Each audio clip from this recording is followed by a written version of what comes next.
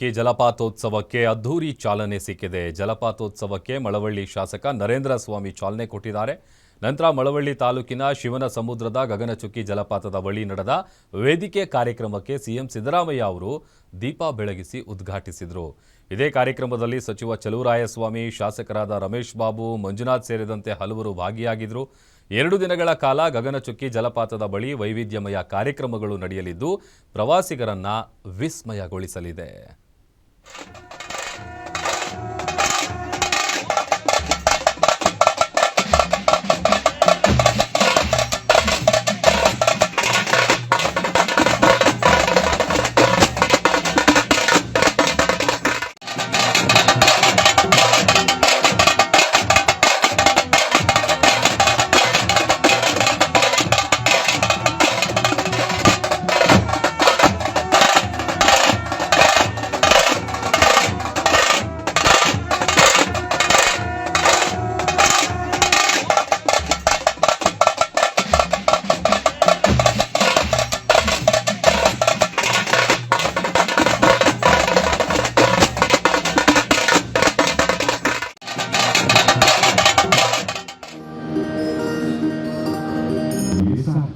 ಗಗನಚುಕ್ಕಿ ಮಂಡ್ಯ ಜಿಲ್ಲೆಯ ಮಳವಳ್ಳಿ ತಾಲೂಕು ಕೇಂದ್ರದಿಂದ 20 ಕಿಲೋಮೀಟರ್ ದೂರದಲ್ಲಿ ಶಿವನ ಸಮುದ್ರದ ಬಳಿ ನೆಲೆಗೊಂಡಿದೆ.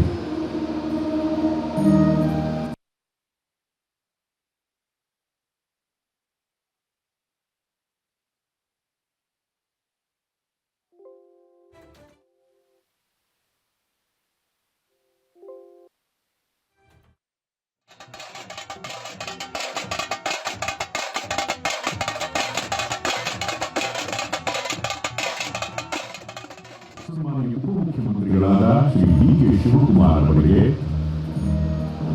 ಮಾನ್ಯ ಕೇಂದ್ರ ಸಚಿವರಾದ ಶ್ರೀ ಎಚ್.ಡಿ. ಕುಮಾರಸ್ವಾಮಿ ಅವರಿಗೆ, ಸನ್ಮಾನ್ಯ ಪ್ರವಾಸೋದ್ಯಮ ಸಚಿವರಾದ ಶ್ರೀ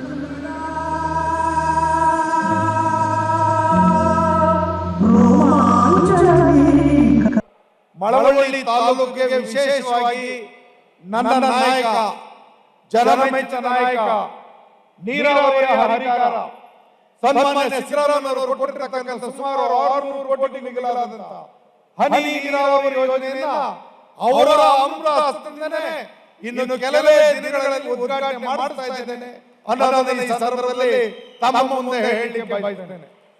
ಇದರ ಜೊತೆಗೆ ಇವತ್ತು ಈ ಗಗನಚುಕ್ಕಿ ಜಲಪಾತದಲ್ಲಿ ನಾನು ಕುಮಾರ್ ಅವರು ಸ್ವಾಗತ ಮಾಡಿರೋದ್ರಿಂದ ಹೇಳಿಲ್ಲ, ಅವರು ಶ್ರಮವಹಿಸಿ ನನ್ನ ಬೇಡಿಕೆಯನ್ನ ಮನ್ನಿಸಿ ಸ್ವಲ್ಪ ಅರಣ್ಯ ಇಲಾಖೆ ತೊಡಗಿದ್ದನ್ನ ನಿವಾರಣೆ ಮಾಡಿ ಇಡೀ ಕರ್ನಾಟಕದಲ್ಲೆಲ್ಲ ನಮ್ಮ ದಕ್ಷಿಣ ಭಾರತದಲ್ಲಿ ಎಲ್ಲೂ ಇಲ್ಲದೆ ಇರತಕ್ಕಂಥ ಟನಲ್ ಅಕ್ವೇರಿಯಂ ಅಂದ್ರೆ ಒಂದು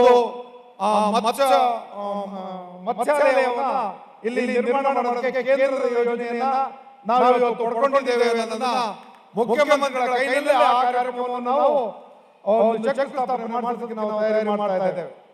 ಎಲ್ಲದಕ್ಕಿಂತ ಹೆಚ್ಚಾಗಿ ಮೊನ್ನೆ ಮುಖ್ಯಮಂತ್ರಿಗಳ ಅಧ್ಯಕ್ಷತೆಯಲ್ಲಿ ನಡೆದ ಸಚಿವ ಸಂಪುಟ ಸಭೆಯಲ್ಲಿ ಸುಮಾರು 300 ಕೋಟಿ ಮಿಗಿಲಾದಂತಹ ನೀರಾವರಿಯ 4 ಆಧುನೀಕರಣ ಕಾಮಗಾರಿಗಳನ್ನ ಮಳವಳ್ಳಿ ತಾಲೂಕಿಗೆ ವರವನ್ನಾಗಿ ಕೊಟ್ಟಂತ ನಮ್ಮ ಸಹಕಾರದ ಚೇತನ ನಮ್ಮ ನಾಯಕ ಸಿದ್ದರಾಮಯ್ಯ ಅವರಿಗೆ ಎಲ್ಲರ ಪರವಾಗಿ ನಾನು ಅತ್ಯಂತ ಅಭಿನಂದನೆಗಳನ್ನು ಹೇಳಿ ಬಯಸುತ್ತೇನೆ. ಈ ಕಾರ್ಯಕ್ರಮದಲ್ಲಿ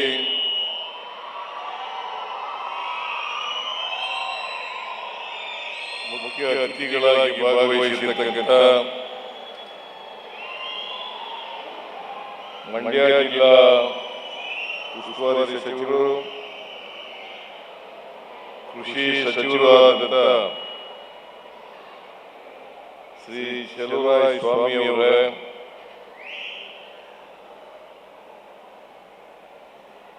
ಈ ಕಾರ್ಯಕ್ರಮದ ಅಧ್ಯಕ್ಷತೆ ವಹಿಸಿರ್ತಕ್ಕಂಥ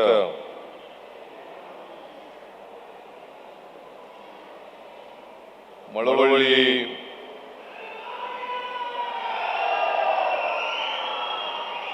ವಿಧಾನಸಭಾ ಸದಸ್ಯರಾದಂಥ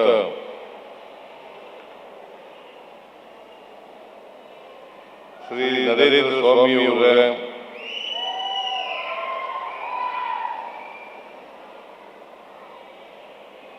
ಶ್ರೀರಂಗಪಟ್ಟಣ ವಿಧಾನಸಭಾ ಸದಸ್ಯರಾದಂಥ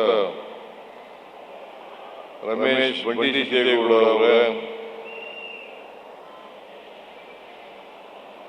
ಮಂಡ್ಯ ವಿಧಾನಸಭಾ ಕ್ಷೇತ್ರದ ಅಧ್ಯಕ್ಷರಾದಂಥ ಆತ್ಮೀಯ ಪ್ರತಿ ವರ್ಷ ಈ ಗಗನಚುಕ್ಕಿ ಜಲಪಾತೋತ್ಸವವನ್ನು ಸರ್ಕಾರ, ಜಿಲ್ಲಾಡಳಿತ ಮತ್ತು ಪ್ರವಾಸೋದ್ಯಮ ಇಲಾಖೆ ಇವುಗಳ ವತಿಯಿಂದ ನಾವು ಆಚರಣೆ ಮಾಡ್ತಾ ಬಂದಿದ್ದೇವೆ. ಇದರ ಉದ್ದೇಶ ಪ್ರಕೃತಿ ಸೌಂದರ್ಯವನ್ನ ಜನರು, ನಾಗರಿಕರು ಅದನ್ನು ಅನುಭವಿಸಬೇಕು. ಹೆಚ್ಚು ಹೆಚ್ಚು ಜನ ಪ್ರವಾಸೋದ್ಯಮಿಗಳು ಈ ಸ್ಥಳಕ್ಕೆ ಬರಬೇಕು ಅಂತಕ್ಕಂಥ ಕಾರಣದಿಂದ ಸರ್ಕಾರನೇ ಈ ಜಲಪಾತೋತ್ಸವವನ್ನು ಆಚರಣೆ ಮಾಡ್ತಾ ಬಂದಿದೆ. ಕರ್ನಾಟಕದಲ್ಲಿ ಅನೇಕ ನದಿಗಳಿದ್ದಾವೆ. ಕಾವೇರಿ ಇದೆ, ಕೃಷ್ಣ ಇದೆ, ತುಂಗಭದ್ರಾ ಇದೆ, ಮತ್ತೆ ಜೋಗ ಜಲಪಾತ ಇದೆ, ಶರಾವತಿ ನದಿ ಇದೆ. ಇವೆಲ್ಲವೂ ಕೂಡ ನಮ್ಮ ರಾಜ್ಯದಲ್ಲಿ ಆರ್ಥಿಕವಾಗಿ ವೃದ್ಧಿಯಾಗಲಿಕ್ಕೆ ಬಹಳಷ್ಟು ಸಹಕಾರಿಗಳಾಗಿದ್ದಾವೆ ಅಂತಕ್ಕಂಥ ಮಾತುಗಳನ್ನು ಹೇಳಲಿಕ್ಕೆ ಬಯಸ್ತಾ ಇದ್ದೇನೆ. ಈ ಗಗನಚುಕ್ಕಿ ಇದೆಯಲ್ಲ, ಕಾವೇರಿ ನದಿ ಕವಲೊಡೆದು ಅಲ್ಲಿಂದ 300 ಅಡಿ ಎತ್ತರದಿಂದ 300 ಅಡಿ ಎತ್ತರದಿಂದ ನೆಲಕ್ಕೆ ಬೀಳುತ್ತದೆ. ಇದು ಅತ್ಯಂತ ಸೊಗಸಾದಂತ, ಅತ್ಯಂತ ಸೌಂದರ್ಯದಿಂದ ಕೂಡಿರತಕ್ಕಂಥ ಒಂದು ಪ್ರದೇಶ ಅಂತಕ್ಕಂಥ ಮಾತುಗಳನ್ನು ಹೇಳಲಿಕ್ಕೆ ಬಯಸ್ತಾ ಇದ್ದೇನೆ. ಅದಕ್ಕೋಸ್ಕರನೇ ಸಾವಿರಾರು ಜನ ಇದನ್ನು ನೋಡಲಿಕ್ಕೆ ಬರ್ತಾರೆ. ಇದು ಒಂದು ಪ್ರಮುಖವಾದಂತಹ